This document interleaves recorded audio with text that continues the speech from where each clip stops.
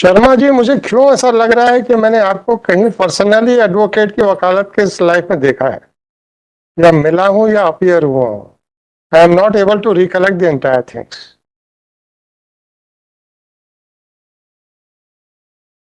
As an advocate, I have ever, either I had appeared against you or in your favor.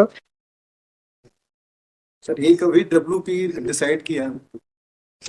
Sir? मुझे भी ध्यान नहीं है।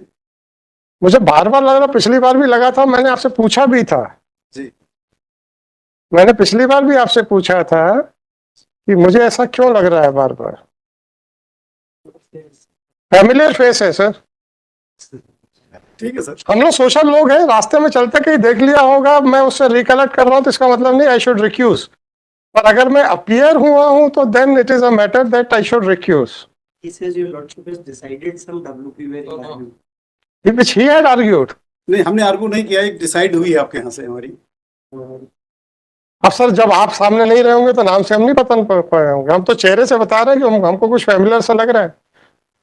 Before recusal I want to verify, yes I had appeared for you, तभी recuse करूंगा, otherwise I will not recuse.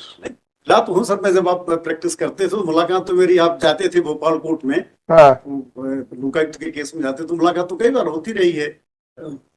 वो मुझे है कि वो फैमिलियर के फेस तो है, इसीलिए सर वो, अब वो क्यों मुलाकात होती रही, क्या होती रही, मुझे याद नहीं आ रहा है। आई मे टेल यू। परिचित हमारे जस्टिस सर साहब बाजू में थे, वो आपके परिचित थे, जस्ट बगल में हमारे रहते थे। कुछ है, क्योंकि फेस फैमिलियर है सर, नाम से मैं I could not have recognized him कि ये कौन है, मिस्टर शर्मा कौन है, और फेस फैमिलियर है सर, इसीलिए। और मैंने लास्ट टाइम भी इनसे पूछा था कि मैंने आपसे कभी मिला हूँ क्या। मुलाकात तो हुई है सर, मुलाकात तो हुई है। नहीं सर, मैं ये समझा कि कोर्ट में पहली बार नहीं, मैं आपसे नहीं कह रहा हूँ। हुई सर, कई बार मुलाकात हुई है। Okay, during my practice days, on that day also I recollected कि भाई ये familiar face लग रहा है मेरे को, तो I must have met him. But whether it was in connection with some professional engagements or not, I was unable to recognize anything or recollect anything. तो सर अब आप लोग बताइए सर, इनका कहना है कि मैं इनके कभी किसी केस में अपीयर नहीं हुआ हूँ, he has never कंसल्ट भी नहीं किया आपने कभी। कंसल्ट तो सर मैं नाम नहीं लूंगा, उनके साथ में मिला था। तो फिर रहने दीजिए, फिर रहने दीजिए। अगर कभी भी किसी केस में कंसल्ट किया, जस्टिस है तो मैं नाम नहीं लूंगा। नहीं मत लीजिएगा। हाँ ठीक सर। बट उस दिन भी मुझे याद आ रहा था, तो मैंने पूछा भी था आपसे, आपको याद होगा लास्ट टाइम भी। Anyhow sir, I think sir I should recuse 39680/2023 एक फिक्स डेट चूंकि सर। एक्चुअली जब हम रिक्यूज कर रहे होते हैं तो then I am not suppose to pass any other order, ये इशू है। सिंह साहब, आप एप्लीकेंट की तरफ से ही हैं? अच्छा, यू आर इन 15.5। और दत्त साहब आप? 15.1 में सर। अच्छा, 39680/2023 the applicant is present in person, Shri Baghel for the state, list before another bench in which I am not a member. 15.1 sir, कई बार चेहरे याद रहते हैं, कई बार नाम याद रहते हैं, कई बार केसेस याद आ जाते हैं, और वो याद ना आए तो फिर ठीक है, पर याद आ जाए तो फिर then it doesn't look nice at least।